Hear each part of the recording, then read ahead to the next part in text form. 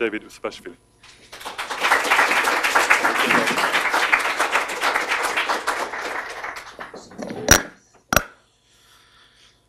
Thank you, Tom. Thank you for inviting and giving one more opportunity to one more Georgian to speak in this hall. I know that there were a few other people recently here. And first of all, I want to promise that we will be always ready to come here and to meet with such a distinguished people here. My special hello to those who I recognize here in this hall, familiar faces, and even more special hello to those whom I meet first time, and that means that we will become familiar to each other and we will have opportunities to meet in the future. I'm here together with my colleagues from Georgian Parliament. Mr. Tedo Japaridze is here, who is now head of the Foreign Relations Committee in the Parliament, but he's one of the most experienced Georgian diplomat and expert in foreign policy, and we are learning from him a lot.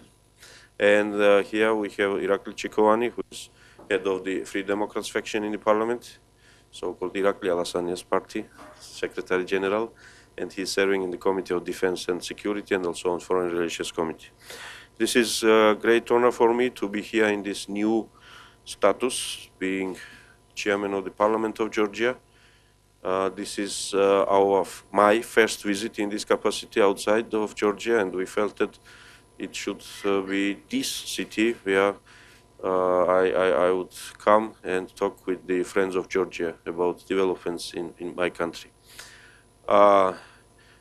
Until now, since early Monday morning, we completed about 40 meetings, and I would say that most of the people were honestly telling that it was a surprise when they heard that on October 1st, the winner was Georgian Dream Coalition. Well, that was the case. And before the elections, I know how we looked like when we were telling to many friends of our country that that was coming soon, that the choice of the Georgian people was different than many expected outside of Georgia. Of course, we had probably better understanding of the local reality. We had some self-confidence because we, the opposition of Georgia, failed several times to mobilize voters for voting for us. But the voters were already decided to find somebody else. And it happened over the years. But it's already past. And we want to close that chapter as soon as possible. However, as I'm frequently saying, we should close the chapter, but the chapter cannot be empty. Something should be written in that chapter in order to have firm foundation for the future and not to repeat some mistakes.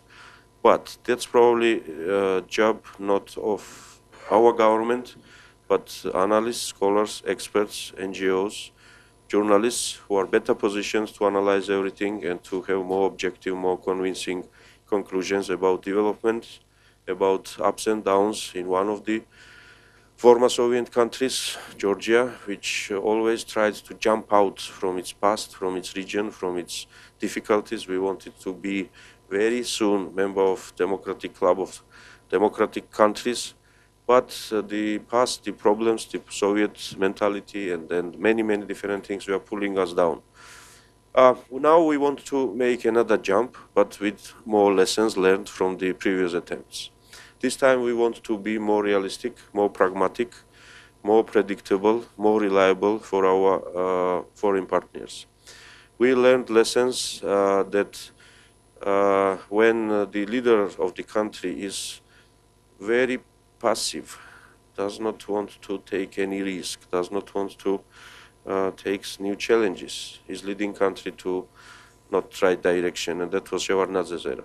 But we learned the other kind of lesson as well, that when the leaders are too fast, too enthusiastic, not looking behind them, not looking where the people are, not serving the needs of the people, but rather serving to declared objectives they recreate for themselves, then the country could fail again. So, with these great lessons, our government is determined to be more rational, as I said, to be more focused on the needs of the people. During 9 years, country achieved many successes in many directions. But at the moment, more than half of the population of Georgia, our citizens, our voters, are living below poverty level. More than 40% of the people, citizens, are jobless, and they are seeking for job. More than 20% of our co-citizens are abroad, seeking for, trying to find just even small income in order to support their families who are left in Georgia. So this is not the picture which we wanted to see back in 2003 when the Rose Revolution was completed by the help of 90% of leadership of the current ruling coalition, Georgian Dream. I myself, then being member of the Republican Party, was the member of the coalition led by Mikhail Saakashvili. Irakli Alasania was serving his country in different capacities. Bidzina Ivanishvili was the major donor, major supporter of the government for 3 years. He was paying salaries for ministers, deputy ministers, in order to take them out from these corrupt schemes and so on. So we were all very enthusiastic of those events, and we wanted to see the promises were fulfilled, but we were becoming disappointed step by step. Therefore, we are not seeking any revenge. We want to complete uncompleted job started by the Rose Revolution. This is about the foreign policy priorities. This is about domestic policy priorities. On foreign policy, we a week ago adopted resolution of the Parliament, which we initiated as early as beginning of January, because we understood how important it was to make it clear where the new government was heading and to answer all the questions which were remaining from the electoral process. When, during that clash, Mr. Ivanishvili and our team was frequently presented to the rest of the world as people with questionable agenda. We offered to the minority, to the UNM opposition in the parliament, to work on this document together. Unfortunately, they were hesitant for some period of time, but finally they joined and we drafted final version of the document and adopted as resolution of the parliament, bipartisan one, where we once again reaffirmed that Georgia's aspirations towards NATO membership, European integration, our commitment to be part of the international efforts in Afghanistan or any other place of the world where the issues of security of the world is decided, we are there and we are ready to contribute that. At the same time, we underlined that we cannot have any, we cannot be in any union, military, political, customs with a country which occupies our territories or which recognizes those territories as independent states. That's another red line, that's another very firm decision of the Georgian people, and it is reflected by both forces in the parliament, majority and minority, that we cannot step back from that line. At the same time, it is our initiative, this is initiative of the new government, to try to find some narrow opportunities, but still opportunities to normalize relationship with Russia. It's about trade, it's about relationship between the people, it's about relations in sport, culture, and so on. Yes, we declare that Georgia will participate in Sochi Olympics. It is very difficult for our sportsmen to be there in 10 kilometers from the border with Abkhazia. But we have to do that. This is something which can bring us better perspective in the future and not close all the doors with our neighbors who will stay neighbors. Does not matter what we think, what we are satisfied or not. But there is no way that our relationship with Russia will be done on the expense of our strategic directions, our strategic objectives, and the word given to our strategic partners, USA being the number one. And we are thankful to this country for being with us during the most difficult moments of the history, even during the August 2008 war, when it was very difficult to do anything. We remember the ship which came to Black Sea with hospital, and what was the importance of that move. So we'll be staying as reliable partners for our partners. We have huge things in domestic policy. There are no magic things which can make those 40% of people employed. There are no magic things which could overcome the poverty. But if we don't start it now, we will never achieve that objective.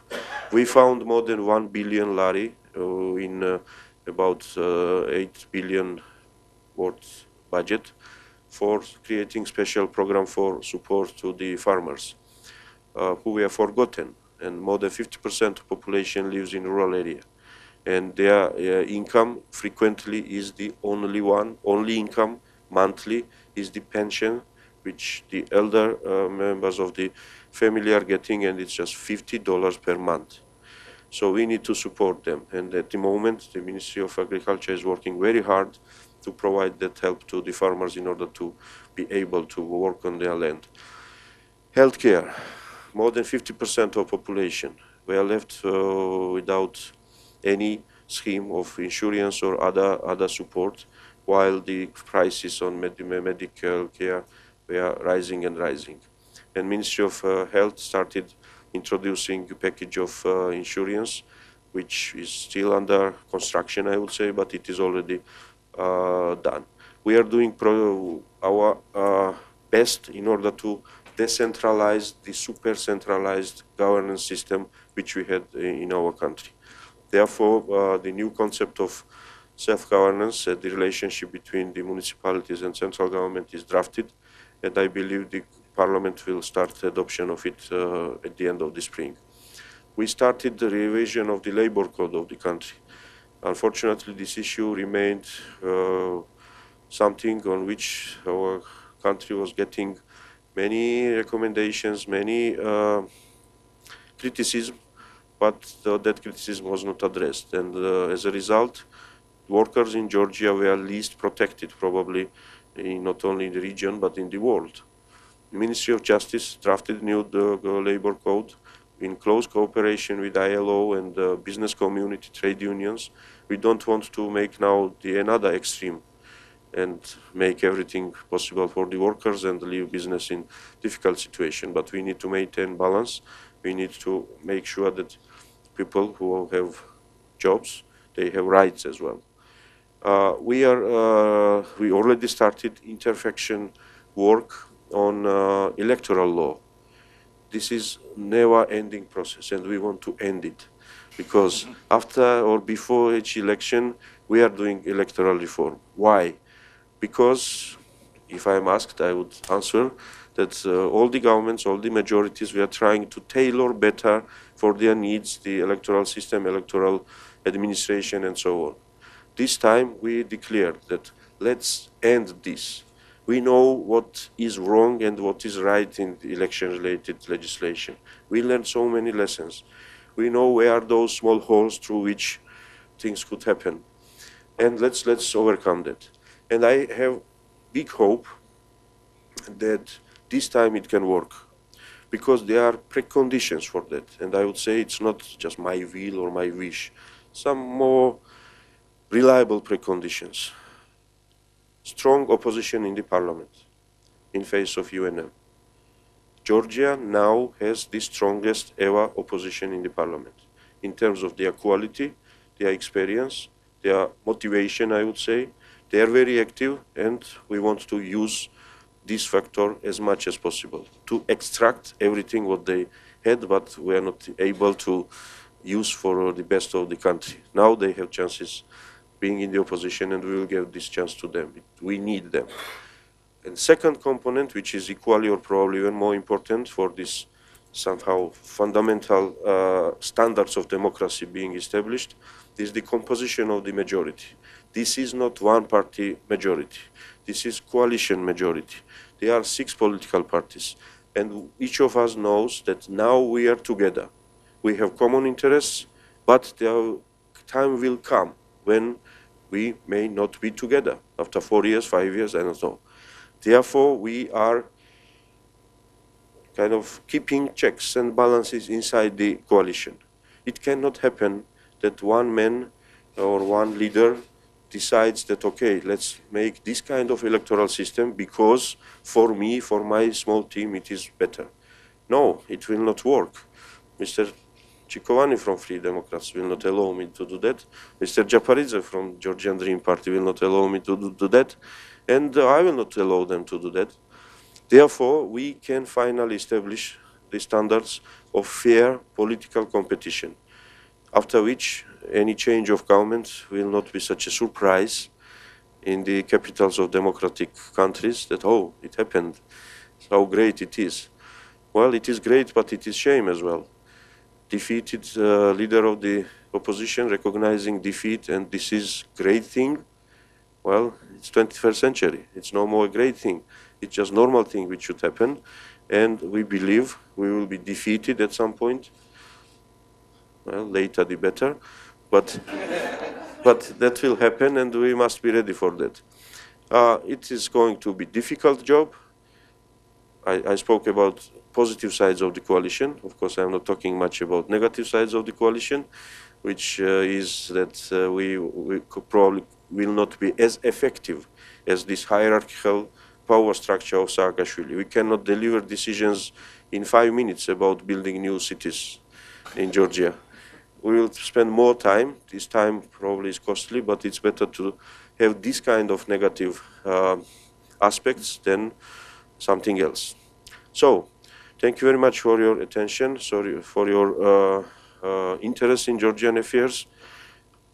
We have meetings today, tomorrow, and all the time we have feeling that we are among friends. When we have got tough questions, we feel that these are questions, tough questions from our friends, and I encourage everybody to be tough, not to decide again, as it was in 2003, 2004, that the right people are at the power, let's just support them, the monitoring or whatever is no more needed. We are right people at the power in Georgia, but we need your help, your scrutiny, your questions, your criticism, and it will only help us. Thank you.